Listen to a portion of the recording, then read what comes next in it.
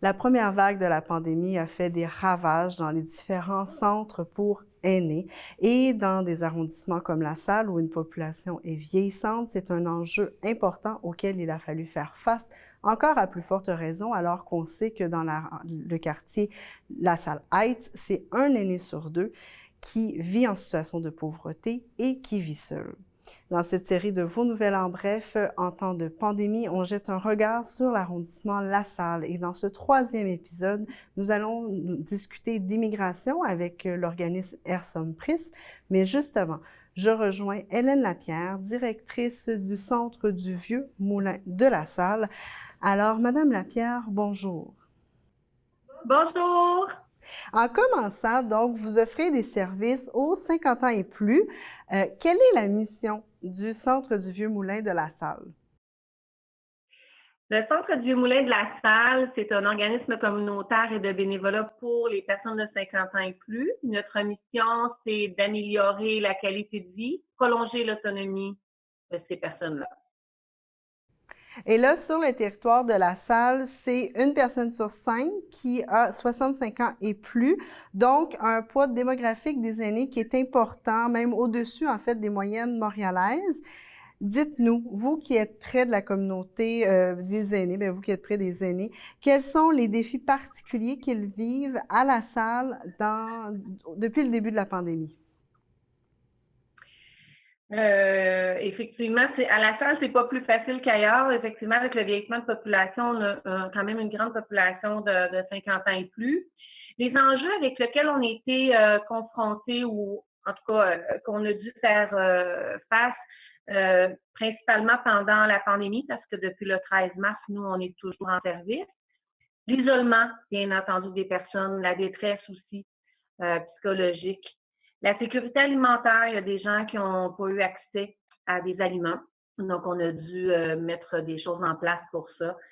Ils ont été affectés aussi par l'accès aux services des soins de santé. C'était plus difficile d'avoir accès. On ne pouvait pas être accompagné non plus quand on allait à nos rendez-vous. Pour les personnes âgées, c'est un enjeu quand même assez important. Difficulté aussi de se trouver du logement abordable et même de déménager, c'était complexe dans le contexte COVID. Donc, on a dû soutenir les gens dans ces enjeux-là. Le maintien à domicile de façon générale, que ce soit pour l'entretien, il y a des gens qui ne peuvent pas faire leur entretien de la maison, tout ça, c'était aussi des enjeux complexes. Le transport aux rendez-vous médicaux aussi, pas juste de ne pas être accompagné, mais il y a des gens qui ont besoin aussi du transport bénévole. Donc, si c'était un enjeu qui était difficile. Et de façon générale, du soutien moral, là, on a dû donner beaucoup de soutien moral par téléphone. Mais c'est sûr que c'est pas la même chose que quand on est devant les gens. Donc, c'est un peu les enjeux auxquels nos intervenants et mon équipe ont été confrontés pendant la crise. Puis encore aujourd'hui, c'est difficile pour certains de ces enjeux-là. C'est ça, ben c'est les problèmes. On est au début de cette deuxième vague-là, bon, qui prend de l'émergence. Donc, les besoins sont encore là. Justement, comment au Oui, Centre du Vieux-Moulin avez-vous adapté vos services puis continué à adapter vos services en ce moment? je vous dirais que depuis le 13 mars 2020, on était en réorganisation totale au sein de l'équipe. Je me sens privilégiée d'avoir pu garder mon équipe sur place. Parce qu'on a dû effectivement adapter nos services et aussi développer de nouveaux services pour répondre aux besoins là, immédiats là, qu'on vivait au début de la crise. Donc, on a maintenu la popote roulante, qui est un service de repas à domicile. On a maintenu le programme PAR, qui est des appels de sécurité et rappels médicaments, et aussi les téléphones anniversaires là, que des bénévoles font aux gens là, le jour de leur fête. On a dû développer une banque alimentaire pour une centaine de familles, livraison de repas congelés et des produits en pot aussi, des paniers pour briser l'isolement avec des jeux, des casse-têtes, des choses comme ça. Il y a eu une soixantaine de personnes à qui on a envoyé des paniers comme ça. L'aide aux commissions, si on se rappelle au début de la crise, les gens ne pouvaient pas sortir du tout. Donc, on a recruté des bénévoles pour pouvoir faire l'aide aux commissions. des appels d'amitié aussi, parce qu'il y avait des gens vraiment seuls qui avaient besoin de parler aux gens. On a mis en place des capsules virtuelles, on a fait des activités extérieures pour aller remonter le moral dans les résidences. Parce qu'on a dû suspendre toutes les activités communautaires liées avec la socialisation sur place, comme les cours et ateliers, les groupes de socialisation, les groupes de soutien, le café des aînés, le transport du moulin-bus. Donc, c'est des choses qui ont été suspendues pendant cette période-là. Donc, on s'est vraiment orienté vers les services essentiels. On a appelé les services essentiels d'urgence, qui sont toujours des services essentiels d'urgence au moment où on se parle. Certains ont arrêté quand on a eu le déconfinement là, en cours de route. L'aide à l'épicerie a été un service que nous, on a laissé, qu'on a transféré avec un autre organisme qui faisait que ça. Donc, mais on a maintenu tous les autres là, services là, et encore aujourd'hui. Donc, c'est vraiment toute une organisation.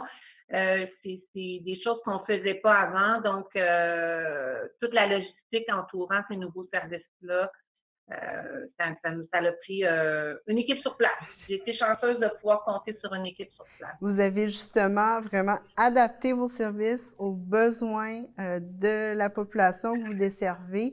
Et si une chose qui a un bon côté, si on pourrait dire, à la pandémie, c'est qu'on a vu beaucoup d'initiatives, beaucoup de la communauté se rassembler, s'organiser ensemble, en fait, une solidarité communautaire, et je pense que c'est quelque chose à laquelle vous avez eu le droit, donc c'est-à-dire l'aide de la communauté, pour vous aider à aider. Oui, tout à fait. Au départ, on avait des rencontres avec le CIUS de façon hebdomadaire pour suivre vraiment l'évolution, puis voir quel organisme offrait tel ou tel service, comment on pouvait arrimer tout ça pour vraiment desservir la population la Salloise dans le besoin. On a eu, bien entendu, le soutien de l'arrondissement La Salle, soutien financier aussi, pas juste local, mais aussi plus régional. Mais localement, les entreprises, entre autres des restaurants, nous ont donné des dons de nourriture. On a aussi des gens qui ont fait des dons à l'organisation dans cette période-là, qui ne pouvaient pas nécessairement venir faire du bénévolat, mais qui avaient le goût de contribuer pour aider. On a aussi Centraide, bien entendu, qui nous a soutenus, Desjardins, la Chambre de commerce, tous les organismes communautaires aussi avec qui on travaillait, les jardins collectifs ou on s'entraidait entre nous là pour assurer que on travaille pas sur les mêmes services, en fait qu'on se complémentarise, là, en tout cas qu'il y a une belle complémentarité entre les organisations. Moisson Montréal a ajusté aussi notre approvisionnement, donc ça nous a permis d'avoir plus de nourriture pour pouvoir faire nos paniers, donc et continuer à offrir des repas. J'avais pas dit, mais on avait aussi mis en place des repas congelés qu'on livre à domicile et qu'on fait ça encore aujourd'hui, ça fonctionne encore très bien. On a même ajouté des produits en pot, des produits, des bons desserts. Là, c'est le temps des pommes, on fait des choses avec les pommes. Donc, on s'ajuste et on est là pour les personnes du territoire. Mais il y a eu une belle solidarité, en fait, effectivement. Puis on va en parler un peu au niveau du bénévolat. On a vraiment vu un engagement citoyen fort. On a vraiment vu que les gens se sont mobilisés là, pour venir nous aider, là, les gens de la communauté. Donc, ça a été vraiment fort au début de la crise. Mais là, actuellement, maintenant que bon, cette deuxième vague-là prend de l'ampleur, les secteurs d'activité se sont fermés, mais plus progressivement, il y en a encore qui sont ouverts. Est-ce qu'il y a encore autant de bénévoles qui viennent vers vous? Est-ce que vous avez encore un besoin en bénévoles pour desservir tous ces services mis en place? Ben, je vous dirais plus que jamais. Effectivement, dans le gros de la crise, on a eu beaucoup de bénévoles. On avait recruté plus qu'une centaine de bénévoles qui sont venus nous soutenir. Il y a eu une période où on a déconfiné un peu, si vous vous rappelez, et on avait commencé à en perdre déjà à ce moment-là, qui retournaient au travail, et on comprend tout à fait. Et nous, le contexte qu'on vit, c'est que au niveau de notre organisation, les bénévoles qui œuvrent de façon régulière et beaucoup des personnes d'un certain âge. Donc, actuellement, dans le début, c'était pas possible de les garder en poste, si on veut dire en poste de bénévole. Et au cours du processus, c'est que il y a des craintes qui se sont développées aussi, donc il y en a plusieurs qui ne voulaient pas revenir. On en a récupéré quelques-uns, mais il y en a encore beaucoup qui ne sont pas revenus faire le bénévolat. Et avec l'arrivée de la deuxième vague, mais là, c'est sûr que les craintes sont encore bien présentes. Donc, c'est difficile pour nous là, d'assurer nos services essentiels. On avait commencé à vouloir faire un petit déconfinement, ramener un petit peu de vie communautaire au sein du centre, mais à partir de la deuxième annonce de la zone rouge, on a dû reculer. Et là, on va s'adapter à cette deuxième vague. On va essayer de regarder un petit peu dans notre milieu là, les besoins là, qui ressortent le plus, puis voir comme organisation communautaire comment on peut adapter des nouveaux services ou adapter les services qu'on a déjà en place. C'est sûr qu'on est toujours très, très, très actif. Donc, et que le besoin de bénévoles est toujours assez criant, je vous dirais, parce que pour le contexte pour lequel je vous ai parlé là, précédemment. Le fait qu'on ne peut pas ramener nos bénévoles, le fait que les bénévoles qui étaient là en début de crise sont retournés au travail, ça fait en sorte que nous, on a beaucoup de difficultés à recruter. Alors, si quelqu'un a un petit 2 heures à mettre dans sa semaine, des fois, c'est juste ça, c'est juste 2 heures pour aller livrer des repas. Puis, si tout le monde donne un petit 2 heures ici et là, nous, ça va grandement nous aider à continuer de desservir la population lassalloise là, en période de pandémie plus que jamais. Là. Donc, on peut tout simplement vous contacter soit par téléphone au 514-364-1541 ou encore, si on veut avoir plus d'informations sur votre organisme, sur vos services, on peut visiter votre site web, le cvmlassalle.org ou encore vous suivre sur Facebook. Oui, gênez-vous pas. Il y a des gens qui nous écrivent des messages sur Facebook, effectivement. Puis nous, on envoie un infomembre à nos membres. Là, c'est sûr que ça, c'est plus à l'interne, aux 1500 membres de cet infomembre-là, qui part à toutes les semaines donner de l'information. Donc, on essaie de garder un lien. C'est sûr qu'on utilise plusieurs plateformes. La télévision en est une belle. Merci beaucoup de nous faire une belle lumière aujourd'hui parce que pour s'adresser à notre clientèle, on doit faire preuve de diversité de moyens de communication. C'est pas tout le monde qui a Internet, donc on doit aussi faire en sorte de faire toutes sortes de choses. D'envoyer des choses à la maison directement, de le faire avec les moyens virtuels. On a fait des liens virtuels. Là. Ça a bien marché quand même. J'ai été relativement surprise de la réponse pour les capsules virtuelles, mais il n'en demeure pas moins que je veux conserver la diversité de nos moyens de communication pour m'assurer qu'on rejoigne aussi les gens les plus isolés de notre communauté. Donc, Hélène Lapierre, directrice générale du Centre du Vieux-Moulin de la Salle. Félicitations pour l'adaptabilité, pourrons-nous dire, que vous avez fait preuve au cours des derniers mois afin de répondre aux besoins des aînés à la Salle. Merci beaucoup d'avoir accepté notre invitation. Bien, ça me fait plaisir. J'ai même oublié de vous dire qu'on a fait du porte-à-porte avec la police pendant la crise. C'est pour rejoindre les gens à la maison, oui. Donc, c'est vraiment, on s'adapte. Alors, merci beaucoup à vous. Ça m'a fait plaisir d'être avec vous ce matin. Et on va souhaiter que ça se passe bien et qu'on puisse aider le plus de monde possible. Là, puis on revient à notre vie normale bientôt, si c'est possible. Oui, on se croise les doigts. On se croise les doigts. En attendant, on continue de s'entraider. C'est parfait, ça. Merci à vous. La salle est reconnue pour son ouverture et sa diversité, et ce n'est donc pas anodin qu'au cours des 10 dernières années, on a vu une augmentation de 26 % de sa population immigrante. En temps de pandémie, l'immigration soulève divers enjeux, et pour en discuter, je rejoins Edmundo Pavone, le directeur général d'Ersum Prism. Alors, Monsieur Pavone, bonjour. Bonjour.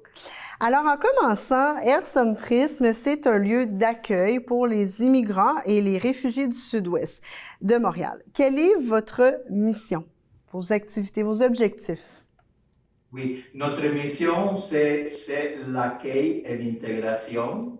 Il a fallu définir d'abord c'était qui la clientèle, à qui s'adressaient les services. Alors, on s'est arrêté sur les deux types de catégories d'immigration qui sont Oui. les plus courantes, c'est-à-dire les immigrants et les réfugiés. Mhm. Alors, ça, c'est notre clientèle. Et la mission, elle est toujours une mission d'accueil et d'intégration. Et avec le temps, il y a eu comme des créneaux qui se sont ajoutés ou élargi notre mission. Et c'est toujours de travailler dans l'ensemble des besoins des personnes qui viennent chercher nos services. Alors, on a ajouté les services à la petite enfance. Oui. Et par la suite, on a commencé un peu à faire un travail au niveau de la promotion de l'immigration, surtout dans sa dimension culturelle. Et là, vous, vous êtes situé donc sur le territoire de La Salle, bien que vous desservez La Salle et les environs, le sud-ouest, donc. Mais spécifiquement, La Salle, c'est 21% des citoyens qui ne parlent ni le français ni l'anglais. C'est une proportion qui est plus élevée que les moyennes montréalaises. Et justement, l'un de vos services principaux, c'est les services linguistiques de francisation. Quelle est l'importance de ce service? Comment s'organisent les activités autour de ces... En fait, disons que de tout notre travail, celui qui prend la plus grande place en termes d'intervention sociale, c'est l'intégration linguistique. Mais l'intégration linguistique, pour nous, ce n'est pas un objectif en soi, mais plutôt un moyen. D'accord. J'explique un peu ça parce que parfois, ce n'est pas clair pour le monde, pour les bailleurs de fonds. Alors, pour nous, la francisation, c'est un moyen d'entrer dans les besoins, dans les vécus des personnes qui décident de venir s'établir à La Salle. C'est-à-dire qu'à travers la francisation, on a accès, par exemple, aux familles, aux parents, aux enfants. On a accès à tout ce qui est la partie de l'intégration proprement dite au niveau de l'appropriation des institutions, la connaissance des mécanismes de la société d'accueil. Et ça, on le fait via la francisation. Et comment se sont adaptés ces services de francisation avec la pandémie? Comment? Bon, ça a été une expérience véritablement... au départ, on était comme dépourvus. On ne savait pas comment on allait s'organiser. Oui. Disons qu'on a eu la chance d'une certaine façon parce que dès le mois de septembre, nous, on avait fait le virage technologique et on avait commencé à nous outiller en termes de tout ce qui est transmission, vidéoconférence et des choses comme ça. C'est-à-dire que quand on est arrivé au mois d'avril, on avait les moyens pour nous adapter, mais on n'était pas comme très doués à les faire. Alors, la première chose qui ça a changé, c'est les rapports et les contacts avec les gens. C'est-à-dire la francisation, c'est pour nous la partie de notre intervention qui nous définit comme un milieu de vie. Alors, comment animer un milieu de vie qui est vide? Ça nous a pris un peu faire une réflexion au niveau de l'intervention et ça a été d'une certaine façon obligé parce que nous gérons environ une soixantaine de groupes par année. Quand je parle de soixantaine de groupes, on parle d'environ presque 2000 personnes qui fréquentent les services de francisation. Et ça a été comme difficile de ne pas avoir le monde parce que la francisation implique des activités d'intégration ici, ça implique des sorties, ça implique des activités avec les enfants à la garderie. Il y a toute c'était vraiment tombé à l'eau. Ah, mais petit à petit, on s'est habitué. Évidemment, on a fait la transition du présentiel à l'enseignement en ligne. Et par la suite, il y a eu comme un changement parce qu'on a commencé à desservir les clientèles qui sont au niveau de Bhutan, qui ont beaucoup de difficultés à faire l'enseignement en ligne. Et là, un autre de vos services repose sur les services à la petite enfance. De quoi s'agit-il et pourquoi c'est important d'offrir ces services? Les liens, c'est très facile de dire quand vous avez une personne, une famille qui vient puis qui a par exemple 2, 3 enfants. La moyenne, c'est 2 enfants par famille qui nous visitent. Oui. Mais ils ne sont pas vraiment habituellement. Peut-être il y a un enfant qui rentre dans les services de garde avant la maternelle et d'autres qui vont faire son entrée à la maternelle, classe d'accueil. Alors, on est comme à la mi-chemin entre les deux. Et c'est un service vraiment essentiel parce que les familles, juste quelques années auparavant, on avait fait une sorte de suivi. Combien ça prenait pour une famille nouvellement arrivée en termes de rendez-vous par semaine? Oui. Pour passer à travers toute la partie d'aller chercher des services, obtenir la carte d'assurance maladie, obtenir de l'aide, des soutiens financiers, savoir comment fonctionne l'éducation, le système d'éducation pour les enfants qui vont intégrer les écoles, les systèmes réguliers. Ça prend environ 21 à 28 heures par semaine. Ah oui. Et si vous ajoutez à ça que vous avez 2 enfants, que vous êtes déjà pressé de prendre des cours de français pour pouvoir vous débrouiller, et les services à la petite enfance sont essentiels. Et là, dans une collectivité où la diversité linguistique et ethnoculturelle est importante, comme c'est le cas dans le Sud-Ouest, c'est important de promouvoir le vivre ensemble. Et justement, le dernier volet là, de vos principales activités, c'est la promotion de l'apport de l'immigration à la société québécoise. Comment ça prend forme? Quelles sont les activités qui sont offertes dans ce programme? En fait, ce que nous faisons, ça a commencé il y a quelques années, probablement une dizaine d'années. On a commencé timidement à le faire. Et moi, je pense que la première chose, c'est de faire valoir devant la communauté lassalloise que les immigrants qui se sont établis ici à La Salle, ils ne viennent pas prendre la place de personne, ils viennent contribuer. Et c'est plus facile quand on fait ça depuis l'angle des expressions culturelles. Alors, depuis 12 ans, on organise un festival à l'été et ça réunit un mix, un melting pot de participants de toutes les origines. Il n'y a pas un seul groupe ethnique qui soit plus présent que l'autre.